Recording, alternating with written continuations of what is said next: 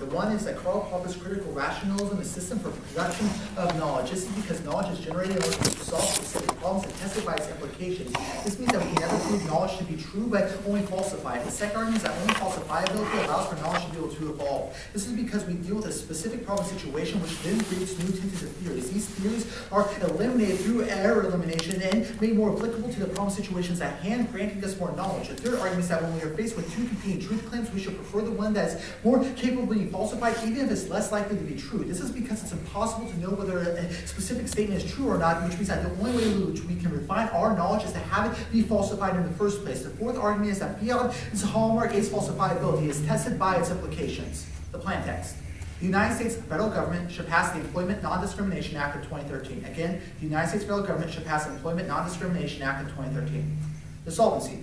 A 2011 Gallup poll actually found that 73% of individuals support the passage of the specific act in an effort to bring more ability for LGBTQ members to be able to access the workforce while at the same time not facing the discrimination that's currently going on with the workplace. The advantage is heteronormativity.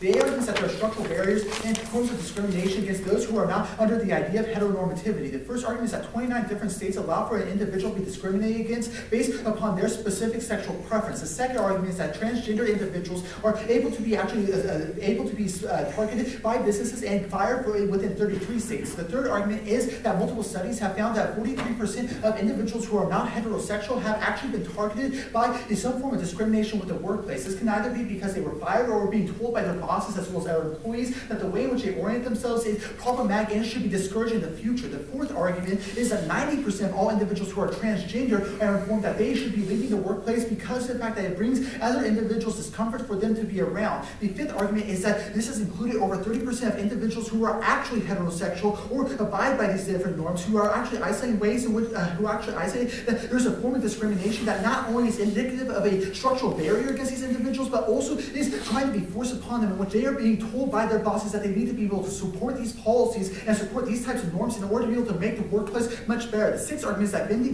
Glenn of the Georgia General Assembly was actually told that she must leave her job immediately because the way her specific sexual orientation made other individuals unconditional. What this finally culminated to was her boss literally taking her to the desk and watching over her and telling her that he must watch her in order to be sure that she would not steal from her job in order to be and eventually escort her from the premise. The seventh argument is that Brooke Waits of Dallas, Texas was actually also fired because of the fact that her phone had a picture of her and her girlfriend having a kiss on New Year's Eve. Because of this, her employer immediately fired her. These are the forms of structural discrimination that the affirmative is positioned against, as well as the way in which we believe that should not be allowed within the workplace. The B argument is that links that the ENDA is necessary in order to be able to promote their individual rights. The first argument is that prohibits the ability to have sexual discrimination or discrimination because of the fact that your orientation or preference may be different than a heteronormative. Specifically allows for individuals to be protected against actual or perceived forms of discrimination within the workplace. This includes being fired from a job, but also goes further to discriminatory actions, which include telling those individuals that their lives should be changed, or that they should be changed as individuals in order to be able to make themselves fit better within the heteronormative matrix. What's your question? Yeah, what is the thesis of your framework, right? How do arguments clash in the world under your framework? We're saying that we should have a specific action that we can test to see whether an action deals with the problems. Without having that ability to test these, it becomes impossible for us to evaluate whether or not it was a good action in the first place. The third argument is that this is correlated to the 1964 Civil Rights Act, which was able to codify the ability to be able to go against such things as racism, but also religious and other preferences. This will be able to bring the laws up to date for LGBTQ members who may be discriminated against because they do not have the same type of provisions and protections are granted under this specific legislation. Next is the impact framework. The first argument is that these types of discrimination allow for cycles of violence and ultimately a methodology of exclusion. Specifically, our argument is that we should be looking at the systemic impacts that occur because of the way in which we orient ourselves towards the other. This is because it's impossible for us to be able to found ourselves without first looking at how we interact with that other individual. This is our second argument, that this type of interplay between the individual and the other is necessary to realize who we are as well. This is because we can only realize ourselves when we question how the other views us, when we have this imagination of how how the other views us and how we connect to them, then it allows us to form a new identity of ourselves and be able to establish how we should interact in the future. The third argument is that our arguments are indictments of the methodology of heteronormativity, specifically the idea that we can have exclusion against these other individuals simply because of the fact that they are different. And the fourth argument is that such things as extinction level claims are inherently biased. This is because there's always a chance that there's some nuclear war scenario that we didn't consider in this debate round that might go off because we passed a plan, which means that we should always preference probability over high magnitude, low probability risk, because without doing so, we lead to a policy paralysis that does not allow for us to interact with others and be able to make new social changes necessary for social justice. Next is the impact of heteronormativity. The first argument is that Judith Butler isolates that heteronormativity is founded upon the ability to exclude the other, i.e., we define a heteronormative by saying who the other is and how they specifically interact. By making this exclusion, our entire basis is upon the ban that allows for us to say that these individuals who are outside the heteronormative matrix are not truly human or should not be evaluated. The second argument is that Butler also goes further in describing how this actually renders individuals as being unintelligible, specifically because when they are not within the heteronormative matrix, it is impossible for those individuals to actually be seen as actual human beings within the context of the political system, or more importantly, within the context of our own individual lives. The third argument is that this form of being able to describe individuals as non-human is the very beginning of violence. This is because such authors as Giorgio Agamben have isolated that when we began to make the distinctions between what is human and what is animal, we were able to say that individuals who are human can be cast out to the idea of zoo or the animal life. This ability to be able to cast individuals out there was necessary in order to be able to inform ourselves that we are allowed to conduct violence against them because we are able to justify it as they are not us and they are not worthy of having representations of protections. The fourth argument is that this creates cycles of violence, which allows for us to characteristically exclude and eventually eliminate different forms of populations. You can look to the massive amounts of dehumanization that occurred with such things as the internment camps, in which we were able to isolate Japanese individuals and tell them that they should actually be targeted and eventually excluded from the political system because of the fact that they are related to individuals who are not white and are not American. This allows for us to be able to have these cycles of violence. The final argument is that this is a question of the way in which we orient ourselves in the future. Our argument is that we are incapable of surviving as human beings by justifying their eventual exclusion. It is not a life that we should be endorsing. This is because it allows for us to continually sacrifice the other in an effort to preserve ourselves and preserve our way of seeing. Specifically, it allows for us to be able to condone the act of war against the other simply because of the fact that it is seen as necessary to our own intrinsic self. All right. The order is 3 off. The first is a criticism. I have it split in 4 parts. Then it's the case in the order of the framing arguments and then their advantage.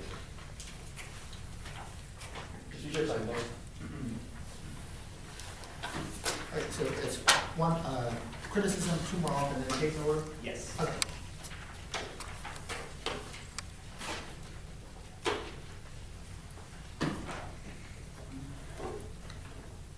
Is anyone not ready? Awesome. Observation 1 is the framework. A is the definition of power. 1, power is an all-encompassing system of relations and knowledge production within the social body. 2, power is not a stagnant or objective force, but a complex network of relations, fluid and ever-changing. B is the framing. This is not a procedural debate. It is a question of whether or not weighing the affirmative makes any sense. The only argument we need is on framework is that K is a prior question. Why? There is no internal link between reading a plan and actually passing policy in the real world. 2, you determine how the affirmative engages with the critique via an evaluation of the links and impacts. If we are correct in this section of the debate, an evaluation of the affirmative is unconscionable. Next is the links. The first argument is that the affirmative creates state control of the population because it means that the ability for us to actually move and be able to create identities from illegitimate to legitimate and stop heteronormativity. It assumes the rights of states to define it in that way. That means that the ultimate deployment of problematic power relationship, which ignores their role in power production. The A is that they imply state power is necessary and inevitable in order to stop heteronormativity. And B, they don't understand power as a constantly changing entity. The second is that their evaluation and their framing means that there is a flawed history and flawed understanding of truth because it doesn't look at the right of us as individuals and our ability to define ourselves, but instead says that the state should define how we are able to interact or even be able to create change. The next is their uniqueness and link arguments frame their actions on power as strategic, which means that they have, they simply say that this is a way to remedy the heteronormativity, which means that they're able to remedy the cracks and flaws in the state's system, business as usual operations, which means that the state only propagates itself more, which means that all their operation, all their things means that the state is inevitable and that they would always arrive to this conclusion. The impacts.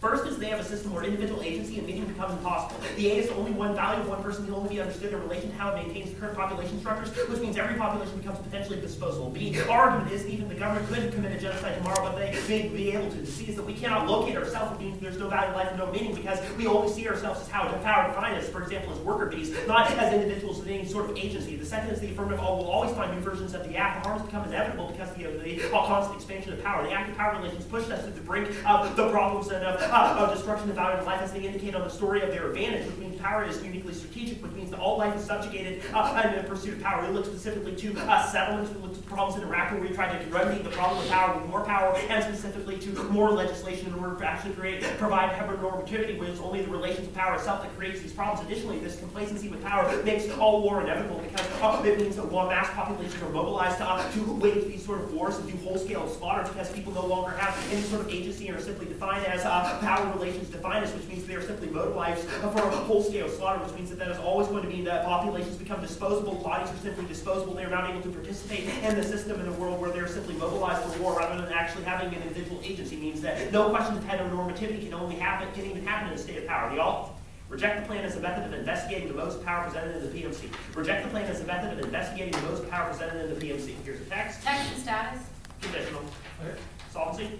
First is the alternative opens up a new space for engagement with solves the K. Little a is that after this it allows other problems for a problem-solve solution mindset, and it asks how power informs us and actually allows us to do these sorts of decisions, which means that this actually allows us to think about the ways that we engage in this issue. The second is the alternative is awareness in the face of power. It acknowledges that we are subject in the face of power, but awareness lets us define us on our own terms and be able to ultimately resist power and ask the right questions about how we engage. Additionally, no permutations. You would never be able to deal with how we need to be aware of power.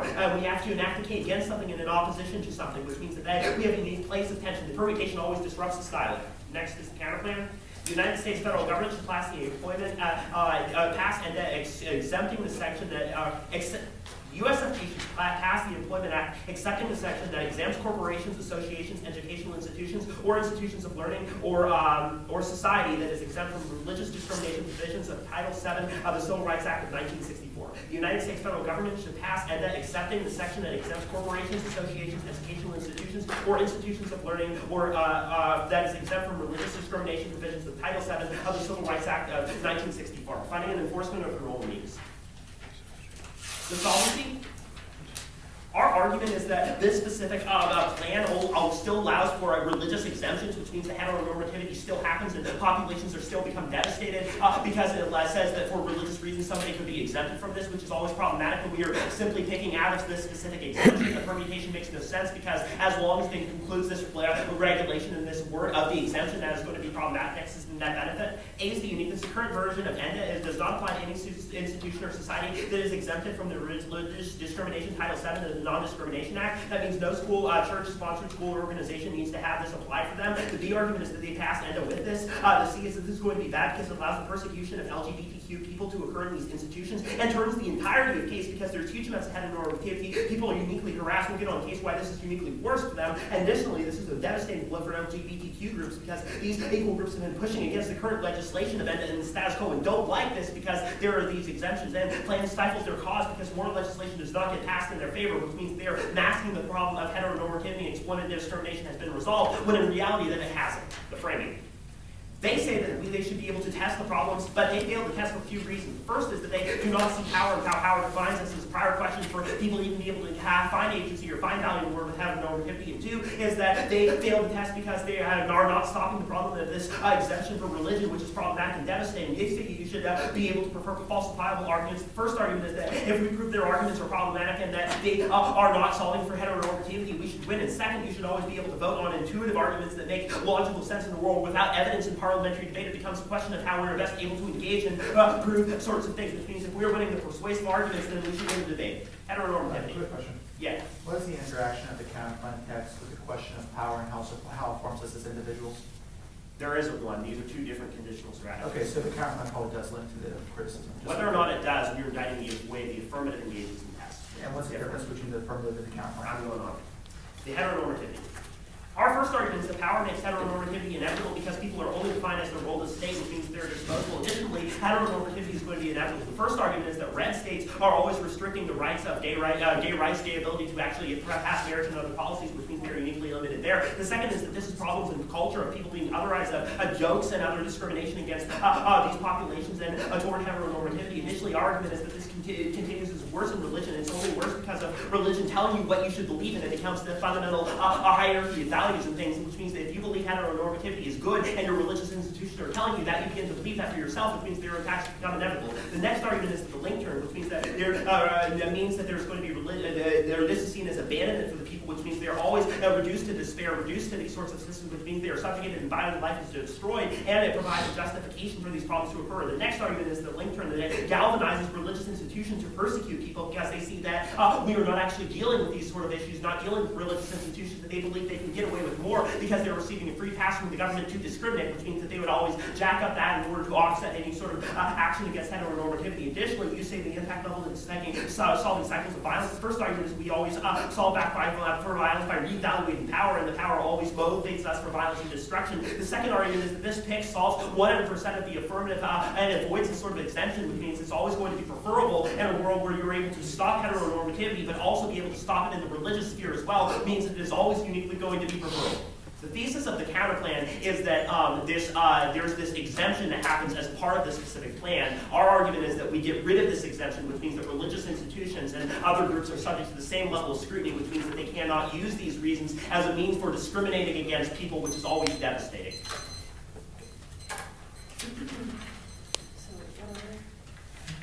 Or you want anyone? Case. Okay. Case taken. So the order will be case. So it'll be in the order of framework, and then advantage one arguments, and then you say counterplan or pay. Do the counterplan first. Okay, there'll be the counterplan. There'll be an extra sheet of paper on top, and then I'll address the net benefit as well. And then there'll be another extra sheet of paper. Wait, framework? So, okay, framework, advantage one, then the counter plan, and then, oh wait, did I say an extra sheet of paper on top of the counter plan? Yeah, sorry, put that extra sheet of paper there before the counter plan. They'll address the counter plan, the net benefit. Okay. Then another extra sheet of paper, and then the criticism, it'll be in a different order. I know, there's lots of sheets of paper. If y'all need more, please let me know. It'll be framework, then be alternatives, links, impact. Do I need to repeat the order for anybody? I got it. Okay.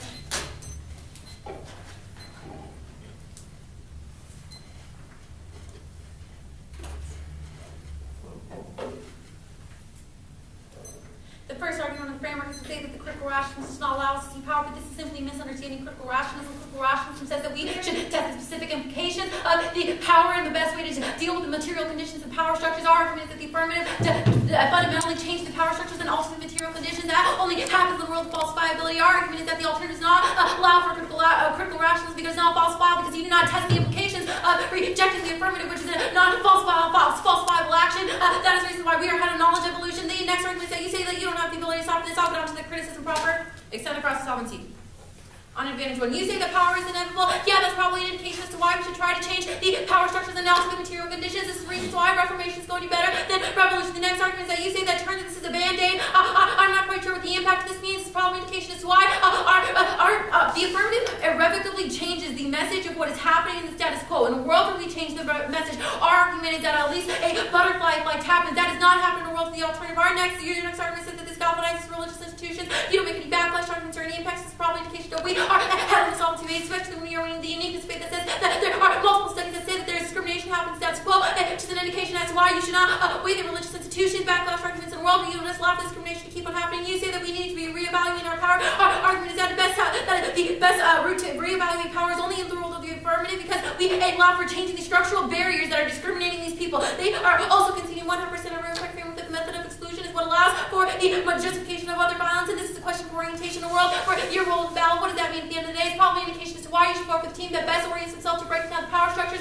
and being able to subvert and change the status quo. The alternative does not do that properly. Next across, I want you to send across all of Ian's arguments on the impact of beta y. Butler says that units should be evaluating the other and renders them intelligible, and allows for extermination for groups. Yes. They say that we abandon these individuals for religious institutions and that religious institutions will crack down on them. Oh, okay. Well, I'll get on to why that's not true on the counter plan. Okay. The first sheet of paper.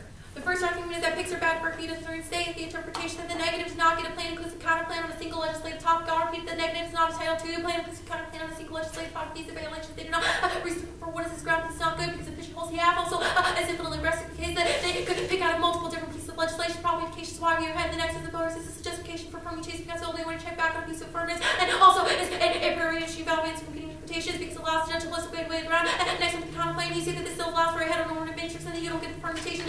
This is not true for a few different reasons because in a world, this is the world of the counterplane means that they only allow for more backlashes within these churches because they just means that they would go to these churches, but you are not dealing with the error-only ideology that would just say that these people would go into these businesses and then would just be discriminated because of who they are, which is happening in status quo. This indication is why you should counterclaim because it only allows for further violence against the other. This also means the next argument is that the Supreme Court would just overturn the pig. This is because durable fiat does not work here because it only says that the federal government will not repeal, not that the Supreme Court would rule this unconstitutional. They would rule this unconstitutional under the Religious Freedoms Act. The next is the dissect of the counterclaim. This will just go onto this sheet of paper. You can just vote here. The dissect of the counterclaim is right-wing populism. A is the uniqueness that right-wing populism is at bay in the status quo. One of this is that theory was beginning. This was the attempt to gain congressional approval and intervention in Syria. The Tea Party quietly founding gaining credit. This will created a political plot. The next argument is that they wasted momentum on the debt ceiling. This is why moderates are the voice of the Tea Party right now because the Tea Parties look ridiculous for shutting down the government. The next argument is that control is tenuous for the moderate Republicans in the status quo. And B is the link is that once that the Tea Party in the squad was going to fight was not going to fight this because there are religious exceptions that they had to heart fight for under the freedom of religious action. The counterplan takes away because the Tea Party would trigger backlash, also allows them to have a rallying point, and furthermore, there's sometimes the strength, in a world where the Tea Party has strength, this shows that all of the Republicans move to the right and now takes down means that there's no compromise, and the impact of this is cyclical poverty because right-wing populism has a sinker mentality, allows for structural empathy, demonizes the poor, allows for genocide and cyclical poverty. This is the reason to reject this, and the affirmative does not buy the dissect. The next off, the extra sheet paper, multiple worlds bad, multiple worlds bad. A is the interpretation. The negative is entitled to conditional counterclaims and alternatives so long as they do not contradict, or else they must all be unconditional. The negative is entitled to conditional counterclaims and alternatives so long as they do not contradict, or else they must all be unconditional. If you have a question about the interpretation, I'll have Ian write it down or give it to you.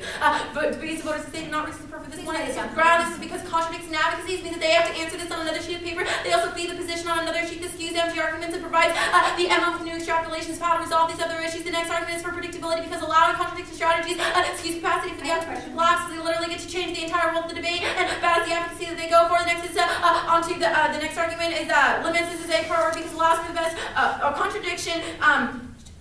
The contradicting strategies justify severance and intrinsic perms. This is because there are no backside rebuttal, which means that if they get to kick out of entire advocacy, so does the affirmative. The only way to ensure fairness under the idea of reciprocity and fairness is the internal link to education value based on competing interpretations. Oh yes.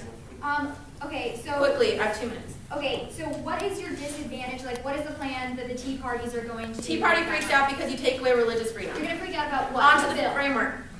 Your argument is that the definition of power is not strategic and that you should not be able to weigh this in case of prior question because fiat is not real. Our argument is that even if fiat's not real, it's probably good for a few different reasons. One is because it's a hallmark of critical rationality, allows for good knowledge and evolution. It's also empowering and liberating. Also, fiat is malleable and open to refinement. We can evaluate it and change it at any time, and we can also make it better via critical rationalism. Then on the framework proper, our argument is that we also access the definition of power. We see that it is not static. That is why we're saying we need to break down the heteronormative matrix because the heteronormative matrix is a form of a power structure. We want to break that down. The next is on to the alternative. The first argument on the alternative is that there is no break for their alternative because they say that we should reject the plan as a method of embracing the modes of power prosecuted in the PMC. They do not analysis what this power is. Also, their criticism is empirically denied for a few different reasons. Because there's been plenty of literature and plenty of debates about why we should break this down. But if that was really true, if the solution was really this simple, that all you had to do was vote for the out, we probably would have done it in the past. The first is that the alternative is fascist access. The alternative gauges and all of it for ideological control, which means that blowback begins with the failure, begins this only reentrenches their impacts, and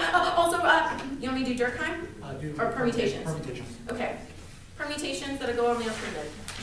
The first permutation is to do both. The first net benefit is the Habermas perm. This is because of the merging of life worlds of the PMC and the life worlds of the negatives. This means that we can allow for a true consensus. This also solves back for any polysemy and polyvalency that would be on the alternative because we allow for contextualization of the alternative. And the next net benefit is the double bind because the alt has the ability to the permutation has the ability to overcome the link, or the alt cannot overcome the one instance of the links that are created by the affirmative. The next argument is permutation to the alt. The first net benefit is radical freedom. This is because radical freedom is indicated that individuals are beings of radical freedom because we have the ability to change our projects at any time, and this is critical because it denies authentic being. Means that we are just an end objecting subjugation to their choices. It's an indication as to why rejecting the authentic being is bad because it just objectifies the other. The next net benefit is repatriation because of premise repatriation because this is also critical for their alternative solvency because only when they allow for individuals to shed their methodology and shed their mistakes is only indication as to why they can then inform their alternatives into the power. Do you want me to do reference? No. Okay. Oh, yeah, go ahead, actually, we'll just stop those words, yeah. Okay. Also, extend and cross-apply all the reasons on case why reformation is good because it allows for us to alter material conditions, allows for the butterfly effects, allows for us to alter power structures. Also, we do not have an all-out bid for ideological control. Also, next onto the link is polyvalency. Probably denies the link means that when you are saying that there is a root cause to power that is necessarily flawed, there are a variety of reasons why people instigating power, such as sexist and racist rhetoric, is probably indication that your state control arguments are not the truth of individuals. We just say that we allow for their individual subjectivities to take place. Also, we solve for the entirety of the impacts, and we allow for a new open space that only happens in the world of plan. Okay.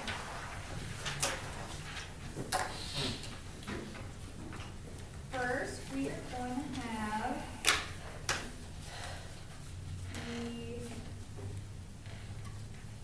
the conditionality debate.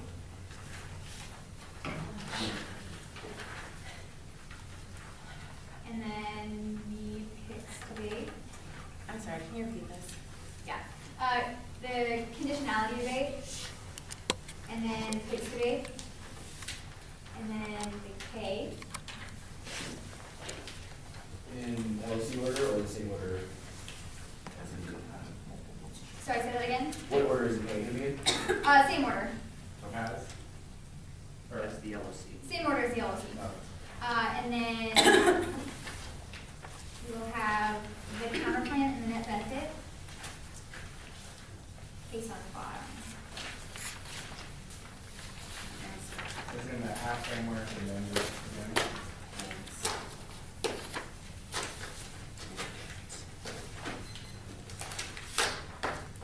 Is everyone clear on that? half framework before the end. 1 second. Yes. We're almost done.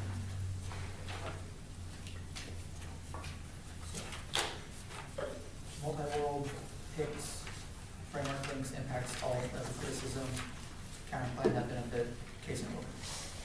Yes. Sweet. 2 matrices.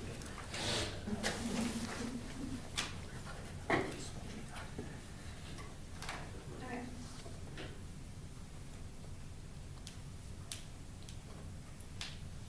First on the conditionality debate, our interpretation is the negative team gets one test of the policy implications of the affirmative inside the AFT framework and one test of the representations of the affirmative outside of the AFT framework. This best expands the depth of education because there's no probability with the debate. We're probably never going to debate this ever again, meaning we should expand our depth and look through multiple accuracies. Like policymakers are doing this is most real world because policy makers look to different representations of what a specific claim might be and different policies, and we weigh them against one another. If we're trying to be a net beneficial debate, we should look at multiple advocacies to best find the best advocacy to go for. Additionally, multiple worlds are inevitable in parliamentary debate. They have no way of predicting if we were going to run the K or if we were going to run the or if we were going to run any number of counterclaims. Meaning they have no predictability. Additionally, the status quo is always reasoning, and they get complete access to dissats to all of our advocacies. Additionally, even if we kick out our offense,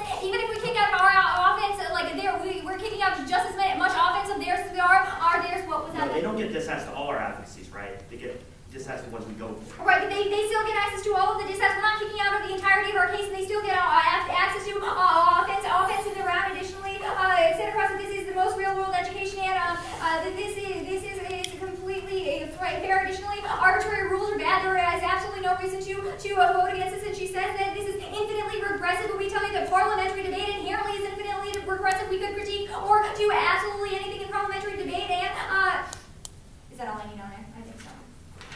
Next argument on picks good.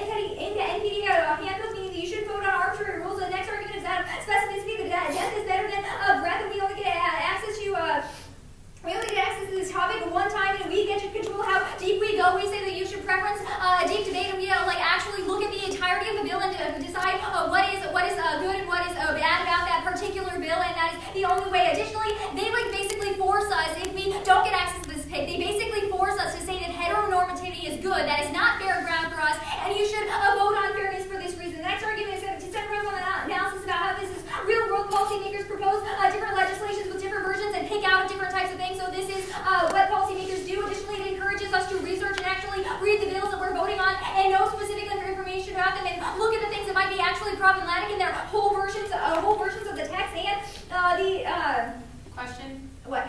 how is your interpretation competitive with ours? When we say you don't get a pick on a single legislative topic? We say that we do. That is how it is competitive. Additionally, they get complete access. They get access to the disadvantages that they run against our pick, and they obviously get access to their politics. We'll just tell you why their methodology is flawed on that one. Yeah. Anything else you want to know? We're good. Okay. On to the cake. We're not going for this. This was a test with the methodology, and they passed the test, meaning that we don't have availability to deconstruct power. Neither of us do, so they don't get any access to any of this. Perm would be severance in the world where we kick out of it. Not going for it. You can throw that piece of paper away. On to the net benefit. The counter plan specifically. Sorry. Okay. First argument was that they don't get access to any permutations to this because you can't pass the entirety of the bill and pass the bill with an exemption. We're excluding this one part, and they have to be able to defend the entirety of the bill on the affirmative. They don't get access to that type of permutation. They try to put some disadvantages, saying that the churches are going to backlash against these people, but we tell you that the people can decide if they want to stay in that job or not. We just give them more access to a job. If they get into a job and realize that it's not a good situation for them, they can leave. We're just telling the administration that they can no longer tell a gay person that they can't teach in their schools. We think that's a pretty good thing, and providing more opportunities for these LGBTQI individuals is the best possible thing. Opportunities was able to check that for the oppression that they could currently feel. Their next argument is that the Supreme Court is going to overturn it because the fiat says that we only get access to the United States federal government. The Supreme Court is the United States federal government, guys, which means that we get access to that type of fiat, and it is durable fiat. The Supreme Court can't overturn this. Additionally, they give absolutely no grounds on how the Supreme Court would be able to overturn it. Sorry, what's your question? Yeah, all right, One last one. So you're saying that the negative and the affirmative is allowed to pass any legislation, even if it violates the core principles of the Constitution and would realistically be overturned. That's your argument. Are we saying that we get access to durable fiat and what? It would not be, if it was overturned, right, it only creates a social movement to have more issues on this, right?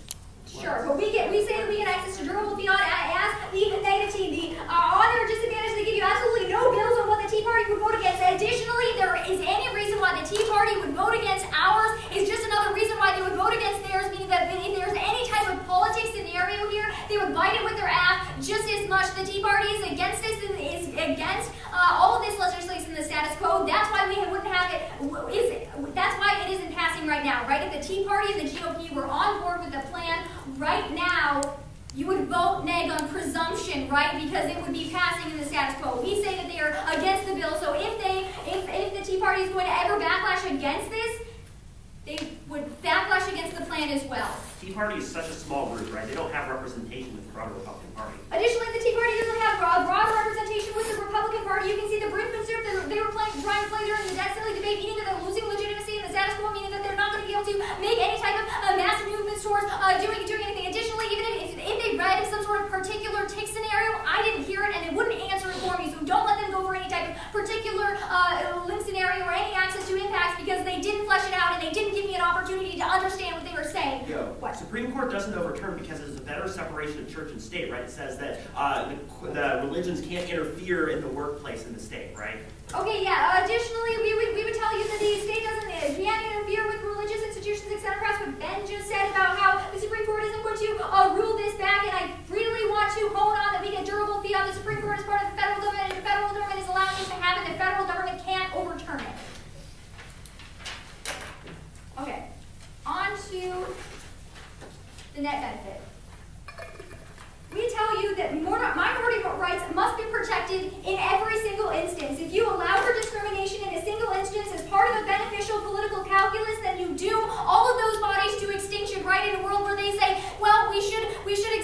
religious institutions because that might create some sort of political backlash. You're dooming those bodies to always be harmed by those institutions and always creating more exemptions that could happen in the future. We tell you that when asked the question if you should allow this type of exemption, we tell you that those organizations should not be exempted, and that's the only way that they actually get access. That's the only way that they can actually solve for their impacts. They don't have access in the round. We tell you that the permit is not viable whatsoever. It's an easy vote for the negative here. All right, the order is an overview, the counter plan and net benefit debate, the case debate, the multiple worlds bad, and then the fixed bad.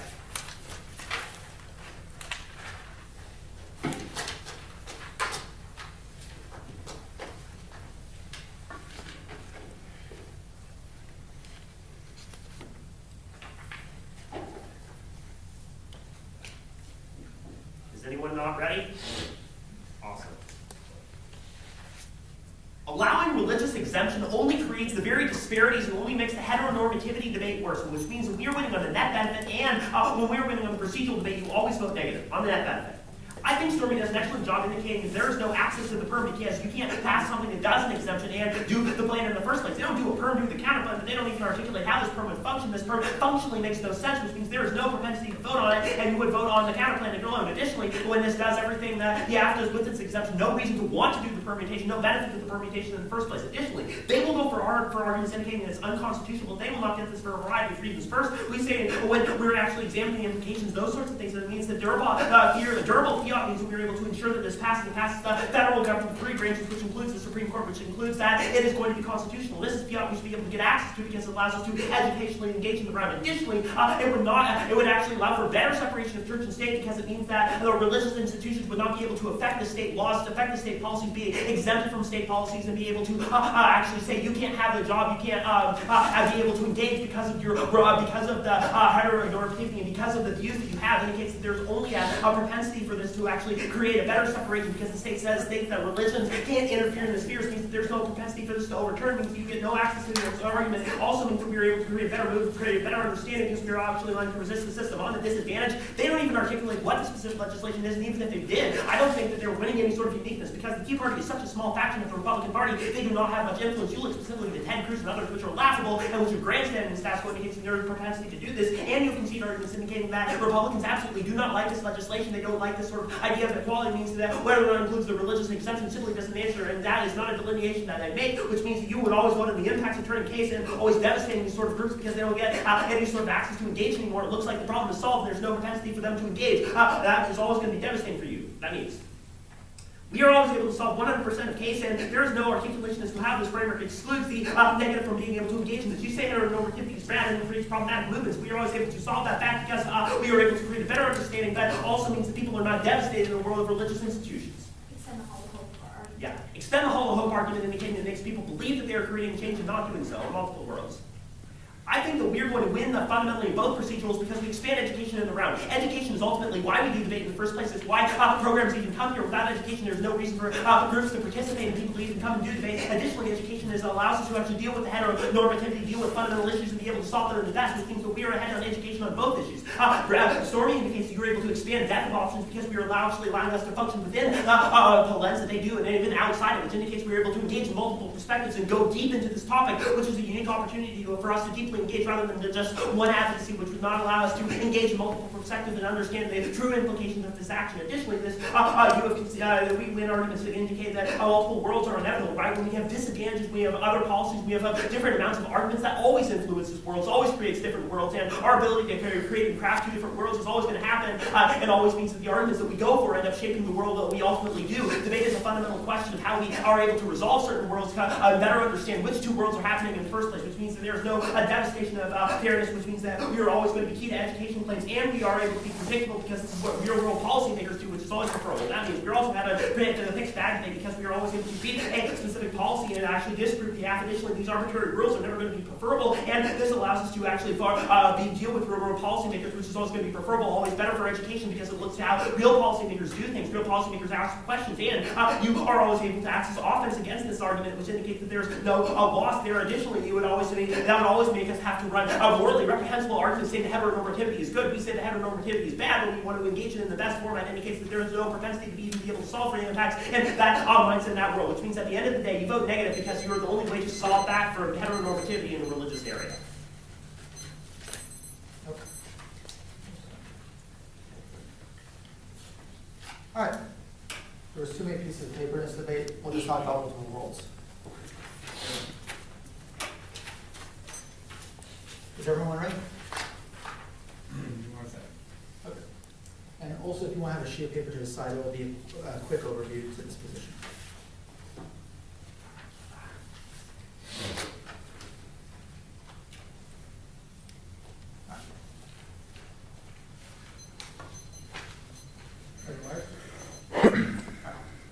When looking to the sheet of paper, Washburn has won for 3 reasons. The first is the fact that our interpretation subsumes 100% of those theirs. They only isolate the fact that they get policy and representation. Ours goes beyond that and says they get to have both of those advocacies, but at the same time, they have to be looking for whether or not they contradict with one another. This is the difference between our analysis about the standards debate versus theirs. Theirs is very much about how multiple advocacies are good, not about why contradicting advocacies may be good for individuals. The second reason why you're preferring us is because we have better analysis about exactly how this interacts with the ground, specifically ground abuse that may be able to occur, indication that we have the potential to actually be able to solve that for us. The third reason why you're voting for us is the proven abuse that happens when they kick the criticism. This one proves that they are capable of shaping the entirety of the debate, but also proves that they are able to get rid of moot offense, such as our dissents to the permutation, dissents under the permutation do the alternative, which was one, the radical freedom disadvantage, which indicates that their alternative prevents us from being able to access our radical freedom and be able to get out of subjugation, as well as the repatriation disadvantage to the alternative that the permutation resolves, which allows for us to be able to have such things as entering within the movement itself. Because they're able to kick it, they're able to move that education, that offense that we would be able to leverage against. It also allows them to be able to move away from the parts of the debate where the entry does the best job and to try to focus on parts where they believe that the entry may have done a worse job. This allows for them to be able to skew the debate even further, but we'll get more on that line by line.